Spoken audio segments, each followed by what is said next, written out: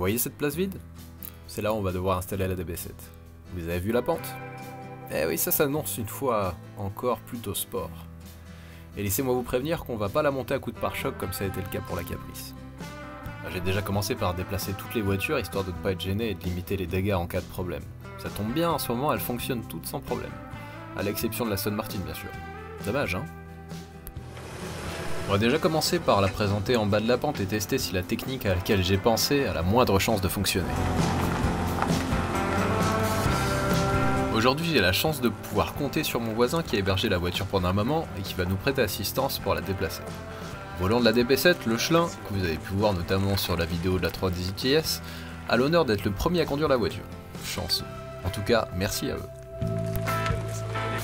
Tout droit. Tout droit.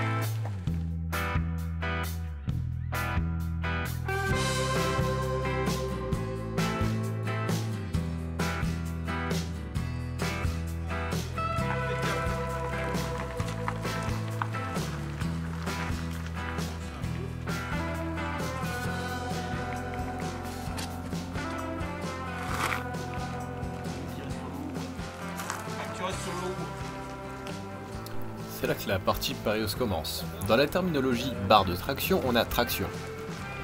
Est-ce qu'on peut en faire une barre de propulsion? Ça reste à prouver et c'est à nous de le faire, pas plus tard que maintenant.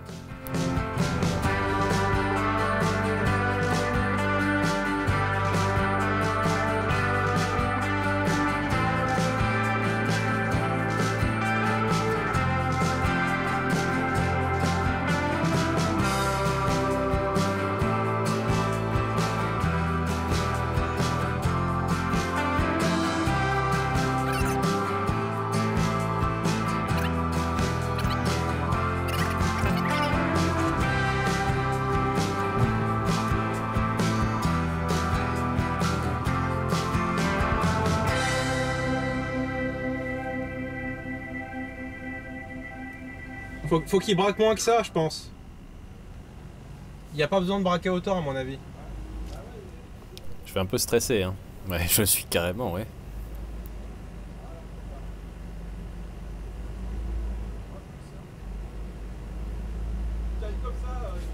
Ouais.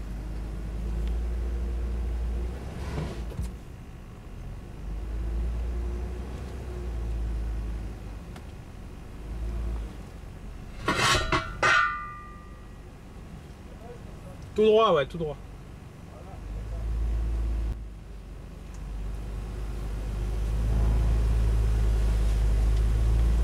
C'est bien là. Vas-y, toi. Vas-y, il y a de la place. Arrête pour moi.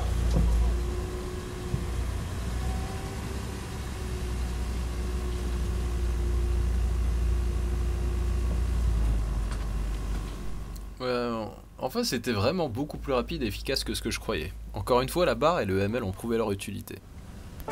Mais avant de commencer les travaux, quelques conseils pour travailler par grand froid. Vos extrémités sont les plus sensibles, mais pensez à bien protéger votre tronche, comme moi. En plus, ça fait fuir les prospecteurs. Une veste épaisse est votre meilleur allié. Pensez à fermer toutes les fermetures éclairs. J'ai bien dit toutes. Enfilez également des gants pour garder de la chaleur et absorber un peu les chocs. Si possible, moins usés que les miens. Mais n'oubliez pas, faites toujours corps avec la planète. Après ce message de prévention, on peut enfin s'y mettre. En théorie, il n'y a pas besoin de démonter énormément d'éléments pour sortir ce moteur. Mais je veux rien risquer d'endommager et donc fais le choix de dégager le plus de place possible.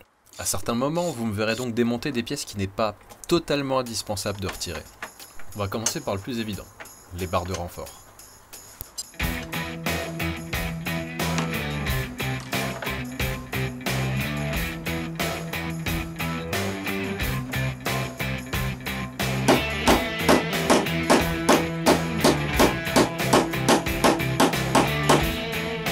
Manifestement ça a déjà été démonté et serré bien plus fort que nécessaire.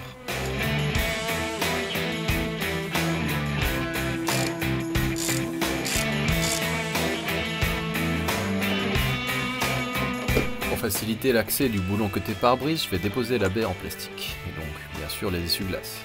Ne vous étonnez pas de l'apparente brutalité du démontage de la pièce, elle est quasiment intégralement tenue à la colle et ça adhère très fort.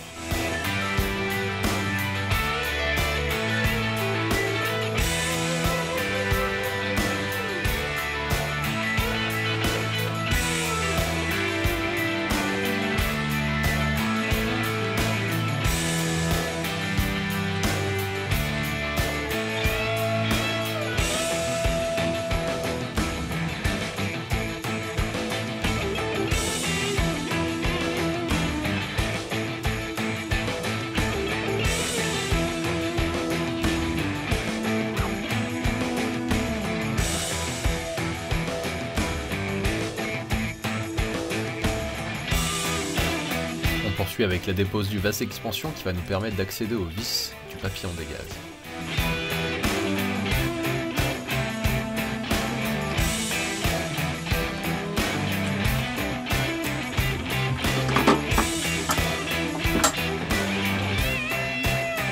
Après avoir bataillé pendant une bonne heure avec les supports inférieurs du collecteur d'admission, il coopère enfin.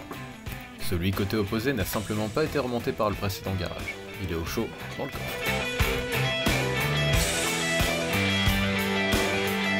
Voyant qu'une facture mentionne une batterie neuve, je vais la sortir pour tenter de la sauver en charge lente.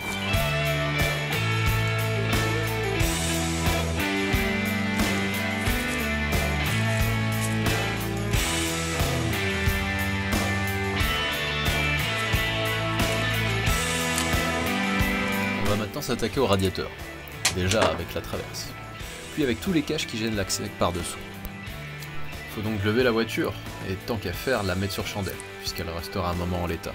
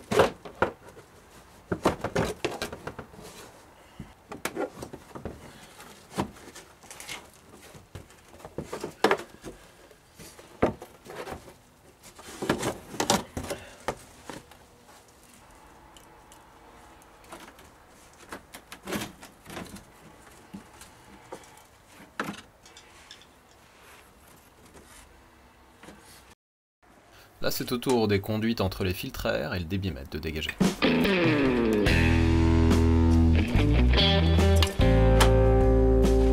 Suivi du motoventilateur du radiateur d'eau.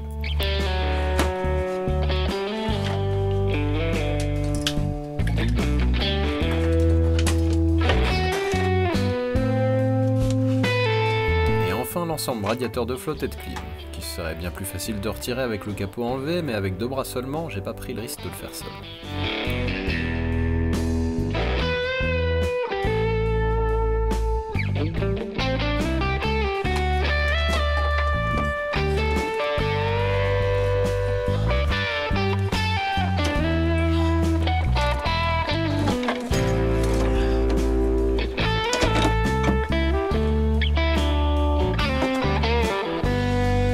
Là, ça laisse un beau boulevard pour accéder aux accessoires.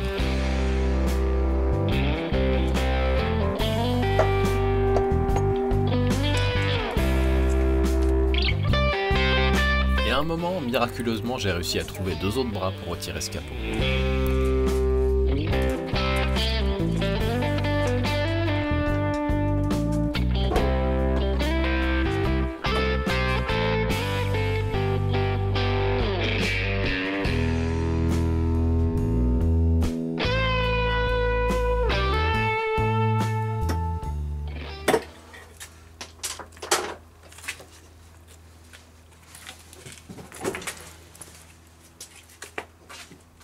Je rattaque dans le désordre avec la dépose des collecteurs, à manier avec tout autant de précaution.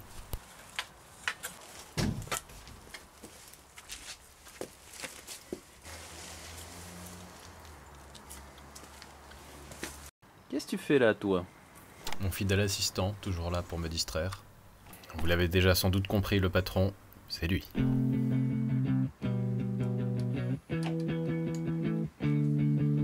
Je dois retirer le couvre-culasse passager pour déposer le carter thermique du collecteur. La logique Aston Martin m'échappe parfois.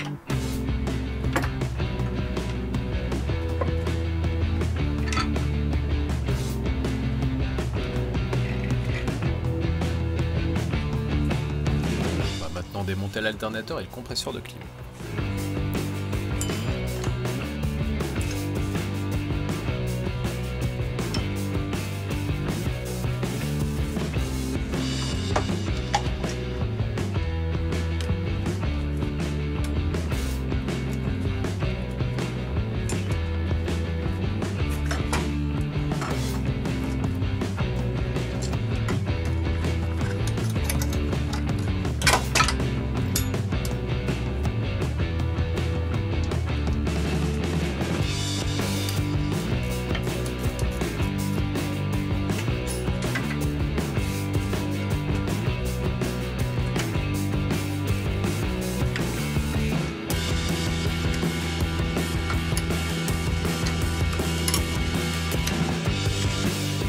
L'objectif de tout ça est de démonter le collecteur d'échappement passager pour gagner de précieux centimètres latéralement. Vous a épargné les nombreuses heures de démontage et de tentatives pour vous laisser uniquement un aperçu de la pénibilité de l'opération. Le plus rageant, c'est de voir qu'à chaque fois il manque 1 ou 2 mm d'un côté puis de l'autre.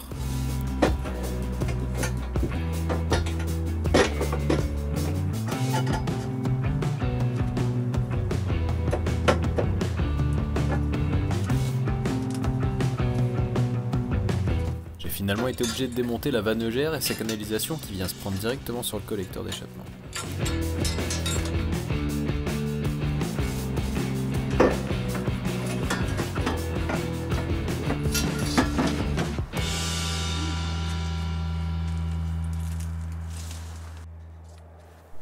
Ça en fait de la place maintenant, hein?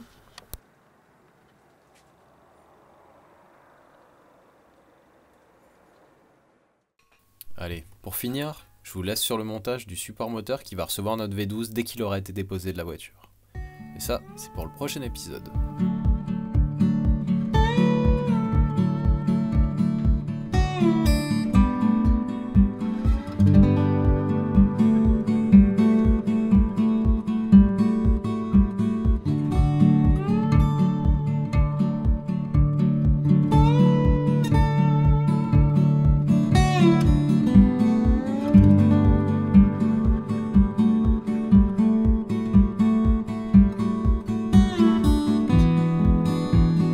J'espère que la voiture vous emballe autant que moi. En attendant de soulever de l'alu, je vous dis à la prochaine pour la suite des opérations. See you soon!